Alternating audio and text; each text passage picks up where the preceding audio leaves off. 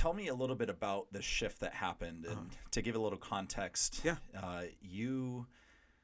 You almost have an incubation program where Yes. you're taking younger artists Yeah. that are coming up that are looking for that blueprint, that Right. are looking for that validation almost, and just Right. looking for the path, and you're taking them to a spot that they never even knew existed. Wow. So, you kind of have taken a little bit of focus off of you and selflessly said, hey, let me turn around real quick and see who's behind me. Yeah. And you've got some talent behind you, man. And you've got some people that, are inside of your circle that are really pretty good. And I know you're mentoring them. Yeah. When did that shift happen? When did you decide to do that and to turn around and to say, hey, let me help some people coming up behind me? Yeah. I mean, I think there had always been, it was, it's weird. I used to always try to help everybody, and I used to put a lot of people like ahead of myself, because I wanted to, like, that was my way of meaning something to somebody. That was my way of being important, or being like loved or cared about, or needed. And so I had to actually and that's why I ended up losing that job, was because I was trying to do everything for everybody else. Yep. And so I had to learn how to take care of myself. Yeah. And go through some things and be by myself. Balance. I always tell people, you find yourself by yourself. Yeah. You gotta, so like working in LA and taking those trips out there alone, and being in the studio alone, and working with Sam and all those different people, just like having time to focus on myself and develop myself, gave me a chance to like understand what was important about music, understand what was important about like how important it was to develop like the inside, and like get your heart right and your mind right, and your spirit right, before like trying to entertain people and trying to provide the energy for a room full of a lot of people. I mean, that bleeds through the music. It's supposed 100%. And what's funny is like it took going through some stuff. Yeah. You got to get cut a few times for that to work. So I got to go through. I was fortunate enough to like be like working with Luca Heights and with Tommy Rodham. Yeah. They were, I don't think they knew they were doing this, or maybe they did, but they did some real, I think coming from being a songwriter and mainly focusing on just being in the studio, working almost like a servant. Yeah. And even as an engineer, you're kind of like a servant. You're coming from a place of service. So like I found my way through the door doing those kinds of things, and it humbled me in a lot of ways. And it showed me that like I even if I whether or not I felt like I was good enough, or whether people around me felt like I was good enough, I still had work to do. Yeah. And nobody was gonna just give me a shot just because, like, okay, you wrote a record, that's great. What else do you got? Right. So like it was like, dang, even with all this, I still got work to do. So it humbled me, and it forced me to start from. It was like graduating from middle school into high school, where like you just the other day you were at the top of your class, because in Tacoma nobody else had done this. Yeah. But now I'm in LA, now I'm in Beverly Hills. That's and right. This is just enough to get me in the door. That's right. And now I got to figure this out.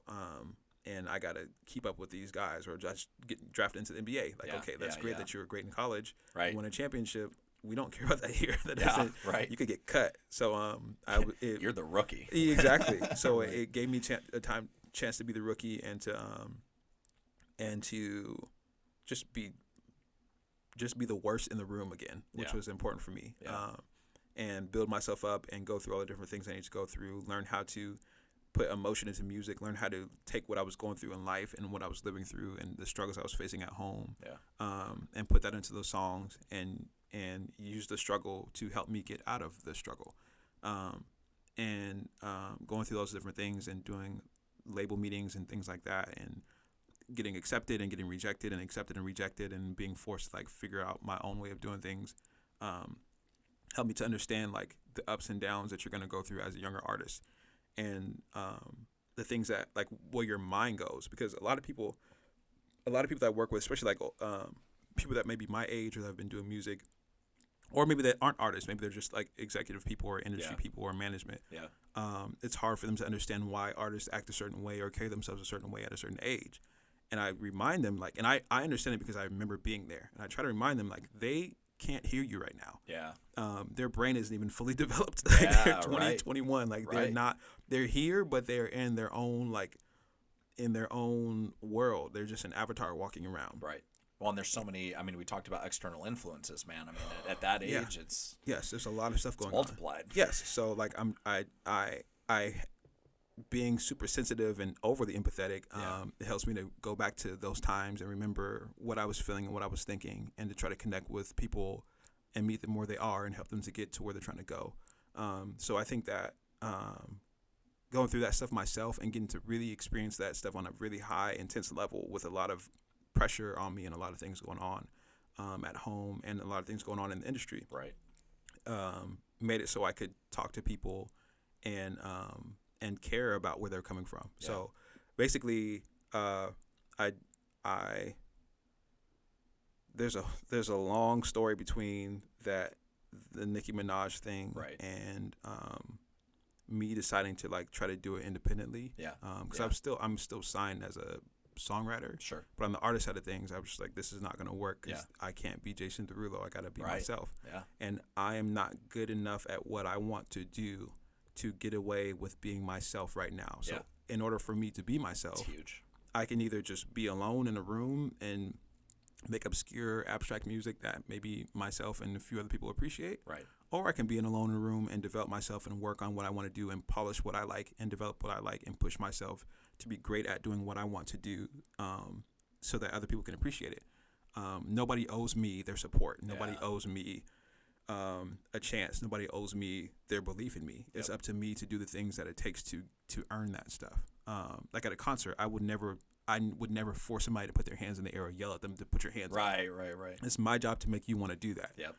If I put my hands up and you want to do that, that's great. But I can't get upset because you're not like following what I'm telling you to do. Right. If you're not jumping up and down, I keep like, you guys are a bad crowd. Like, I gotta make better music. Right. So there was a really important moment when all that hit me, and I realized, like, dang, I'm not making the money I want to make, I gotta get better. If I'm not making this, I gotta get better. If I'm not getting this, I gotta get better.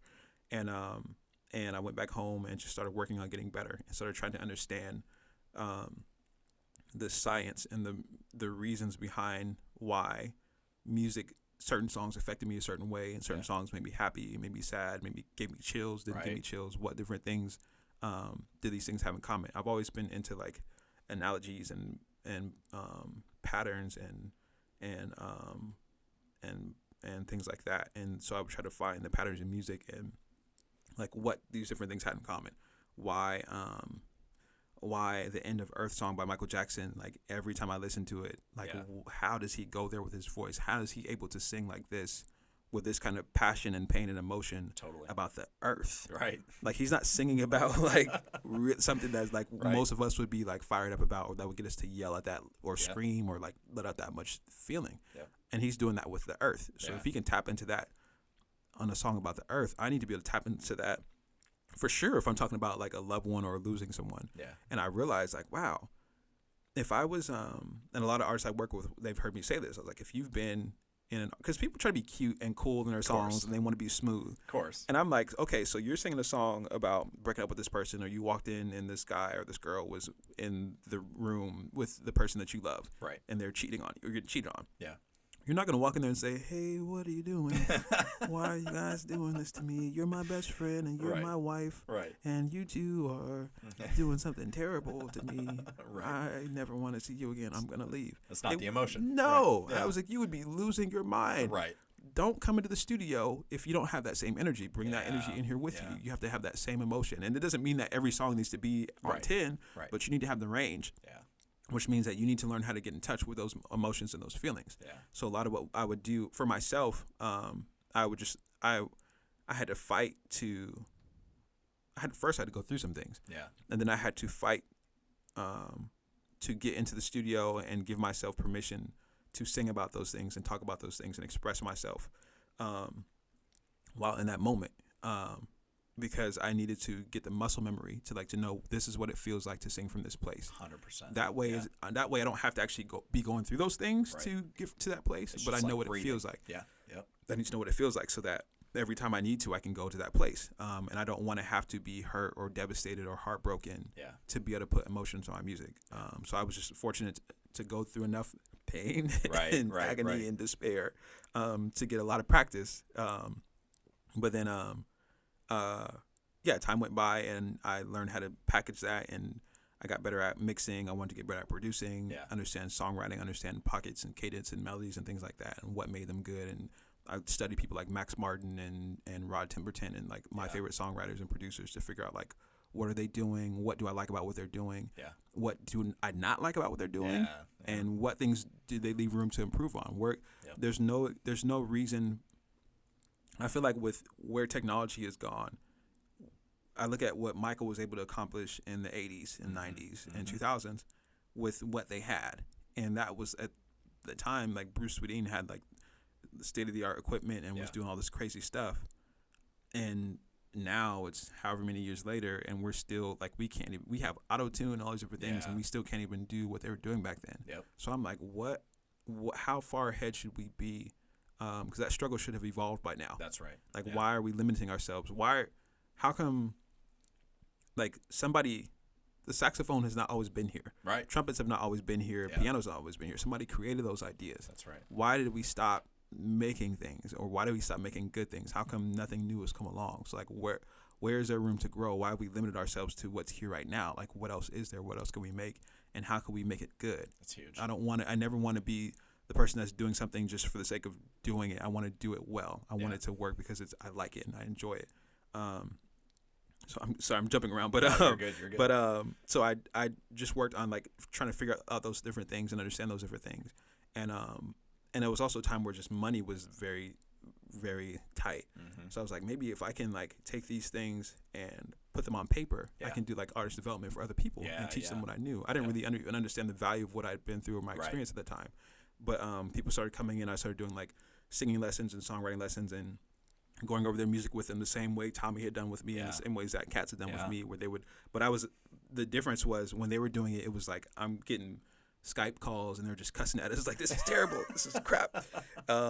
And so for me, it was like, but they because they weren't artists or songwriters, they couldn't really explain what to do to fix it. They just knew something was wrong, which was valuable. So I felt like my job was to learn how to explain why this isn't good, not just say this isn't good. So then I was like, well, I'm not going to tell somebody, I'm not going to critique somebody unless I can make it better. Actual feedback. So I would go through their songs with them and help them rewrite stuff, which was more practice for me. Right. And come up with different techniques, and they'd ask me questions, and I have to come up with the answers to those questions. And people talk about how, like, if you really want to master something, you have to be able to teach it to people. Right. So I started teaching artist development and doing it for other people, and also doing it for myself. And then it wasn't until maybe last year's when it really got real, but a couple of years ago is when I started like just doing it just to help people and stopped worrying about money, which is hard to do. Sure. But like it's a lot of times I feel like money can get in the way of being able to help people that really need the help. And if I get sad when I think about how many people are missing out on opportunities and how many of those people that could create the next instrument or the people that could make the next other album can't even get in the studio because they can't afford it. Right. And I don't feel like there should be paywalls when it comes to creativity, especially just with where we are now, where it takes barely anything to put together a studio setup. Right. So giving somebody some free studio time would not kill anyone. That's It's not like people are paying $1,000 a day to do it anymore. Right. So like I'm not missing out on a lot if I leave this day open for people to come in and learn, and I can teach them how to use a template in 15 minutes. So let me just start like figuring out how to get more people in here and help more people. And then I had to figure out a balance because I was getting to the point where I'm burning myself out trying to help everybody again, and I'm not taking care of myself. So I had to kind of pull back and get my stuff together, get my life together. So I think around last year, in the summer, I was doing something I really did not want to do that day, which is so crazy. It's usually when it happens. I'm doing something I don't want to do. I was doing a producers panel in Seattle, and everybody that was on the panel was like quitting and backing out last minute. And I was like, maybe I'll back out. They're not really paying me a lot. Right. Maybe. It's like, no, you gave your word. Just go do it. I know you're tired. I know you have a busy day that day, but go do it. And I'm so glad that I did. I went and spoke on the panel, and at the end of the panel, one of the people at the summit, I guess I don't know what it was called, like a producer summit or something like that. Sure. His name was Bryant, and he got up and said, "Hey, so I'm looking for like a place where I can meet people that are like-minded or meet people that like want to make music or create music full time, and that I could like partner with or collaborate with, or I don't know, like I'm looking for a place where I can record and just create and all that kind of stuff. And where can I find that? Right. And everyone on the panel is kind of like, well, you just gotta keep trying, and you're probably just gonna end up alone, and you gotta get used to being by yourself. It's a lonely industry, but like maybe I don't know, don't worry about it. It was just all depressing. Sounds like terrible advice. Yeah, and I was like, wow, this feels really weird. This feels like a movie. It feels like I'm like they're like, and so they're like, what? Maybe ask Will, what is Will think? And I was like, I'll tell you what. And I was like, I have a studio in Tacoma. Yep. I got a spot to record. If you come show up, I will teach you everything I know. Yeah. I won't charge you. The only thing that I require from you is that you show up. Yeah. That's all. Yep. Maybe a bit of a drive, and everybody's like groaning, like, we're not driving from Seattle to Tacoma. Okay. Yeah. I'm like, cool. Thank you. Then don't. Because I am an introvert, and I do not know if I can handle this, but I know that somebody has to do it, and something's telling me to do it. So I was like, I'll tell you what. See that kid in the front row that's taking notes in his journal, which was the kid I just met. I knew from Instagram. He'd been writing me, asking me questions. Nice. Just random questions. I thought he was a journalist, but he just was a really curious producer. Yeah. So he happened to be there, and he was taking notes, and I was like, he's taking notes, so he must be responsible. So I said, give him your email and your information, and he'll get in contact with you and let you know the details about the meetup. We'll do it next Wednesday at my spot in Tacoma, and he'll give you the address and everything. Yep. And so that was secretly my way of being able to try to sneak out of there. Yeah. Because I had a concert after that event, and I didn't want people to, they would do like the thing where they circle around you and ask. Right. So I was like, give him your information, and then I'll get in contact with him, and we'll set it up. So we set it up the next Wednesday. Maybe like 13 people came by. Wow. And we sat in a circle, and I asked them all, like, I said, I want you first, we have a green room, which you guys will come by afterwards. You'll see like a little like open area that we do like rehearsals and stuff in. Totally. And I was like, first I had them help me clean up, straighten up the room. Yeah. And I watched to see who did what and so who, key. And who like helped, who sat down, who was just hanging out, who was trying to be the class clown, all that kind of stuff. Right. And I paid close attention to that. Yeah. Then we had a meeting, and we all sat around in a circle and hung out and stuff and just talked. And then I asked them all, I said, I want to go around the circle and say your name, who you are, who you want to be, the things that are stopping you from becoming what you want to be. And then I also want you to say what things you can bring to the table and what things you need from the table. Yeah. And then by the time we got around that circle, it was like a small little family. And because everyone knew like, oh, I need a photographer. Oh, I do photography. Oh, I need a videographer. Oh, I have a studio. I do this. You can come shoot there. Or my mom has this, and my mom has a club. And so it was just like everybody got to kind of just connect and get to know each other. And so they're like, well, when can we do the next one? When's the next meetup? What is this called? Right. And I was like, what are we? Yeah, what are we doing? What's our name? And I started calling it Camp. And Camp was the thing. It was a name that I had in mind because I always wanted to do like when it comes to goals, I have a lot of goals and dreams and big plans. And one thing my younger brother Chris told me was like, you don't just set goals, set habits. Yeah. Which is really a little cool gem. But I had this name in my I have a note called names of things that don't exist, which I think is what I'm going to call my book. I'm either going to call my book. Love it. Yeah. My book title would be either that or it would be How to Let People Down. But it's one of those two. Yeah. But so I had a name that I was just like, maybe that could be the name, because I wanted it to be like a brand or like something that just, I love the way the word looked and sounded. Absolutely. And I love the idea of going camping and stuff. Love it. Where I'm from. Yeah. So we start calling it Camp, and they're like, when can we come back? And I'm like, maybe let's maybe like next month. Yeah. And one of the people that was there, a girl named Joyce, she was going off to boot camp, so she wasn't going to be able to make it. So we're like, well, could we do it sooner? And I was like, well, maybe what about 2 weeks from now? And then like, when I think I said 3 weeks, they're like, what about 2? And I was like, okay, I can do 2. Yeah, sure. Yeah. And then guys. I come to the studio the next day. I think it was a Thursday, and we started like this Instagram group chat, and somebody, I think it was Brian, posted in there and was like, hey, can we come by today? And I was like, jeez. But I was like, I looked around, and I'm in the studio alone. There's nobody else in there. And it's a big like compound. I'm like, not big compound, but it's like a big little office space. And I'm like, nobody's here. I'm just here like listening to old songs I did and like trying to get the inspiration to like mix this stuff. Yeah. I don't, and this was a rough, in my life, this was a rough time for me, just creatively and career-wise and stuff. I was getting ready to put music away for good. Yeah. Because stuff was not going the way I wanted it to go. I had put in a lot of work. And did some stuff that I thought was good stuff, and I was not getting the response or the feedback that I thought I wanted, and I didn't have the energy to make it better than what it was. I was just at the end of it, like I can't just keep getting better, and nothing happened. It feels like a tidal wave. Yeah. So this was that time where I was just like, okay, maybe I don't have anything else to do. I guess I can do this. And I thought I was making some good money at the time because I was getting streams. I was getting money from streams, which I later on found out was not my money. Right. And it was actually going to the wrong. It was from someone else that was someone else was managing our account, and so it was coming to that account. I got you. Yeah. So I'm thinking, I got money. I can take care of this. Let me just help these kids out. And but that's important because finding out that wasn't what I thought it was is what that kind of lit the fire to get me to go on tour and get on the road. Right. And meeting up with those kids and doing that.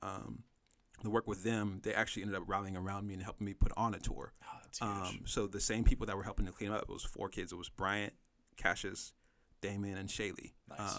And they all ended up going on tour with, like, we had a secret plan to put together this tour. We weren't going to tell anybody because up until that point, I'd been trying to tour, but everybody was like, it's not time yet. You got to have faster songs. You got to do that. And like all these different things. So I was like, I can't wait until you feel like it's time for me to go. I need help. I need people around me, but I don't have anybody.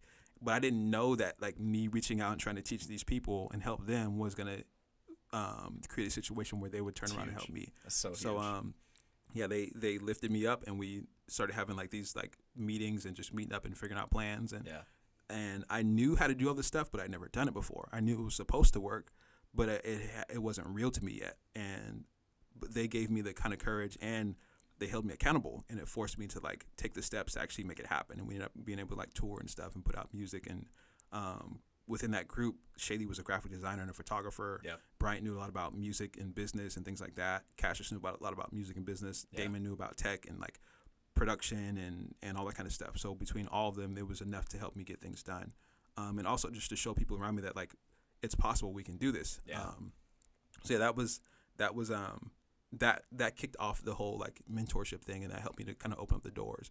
And then just the things that came along from that opened up more opportunities and possibilities to bring other artists on to fill in spots and do different things. So so at that show, Shaylee was the one that was DJing. Yeah. So she started DJing. I mean, she was getting into it, I think, before that, but she started DJing for me after that point. And that's when they learned how to book shows and stuff. Yeah. And now she's like, they're managing a venue and DJing nice. For people and throwing parties and events and stuff. And they're getting popping. Like they're almost too busy for me. Like they're in it. Yeah, it's like it's a real thing. So it's just been cool to see. And so what happens is, like I was saying before, people come in, and my goal is to develop them and to help them get to the point where they can do it full time. That's right. And so it's bittersweet because if they're doing what they're supposed to be doing, they're not going to be around long. That's right. So if I'm doing my job, then they're moving on and taking off. Right. So I'll constantly find new people to come on and help out or whatever. But yeah.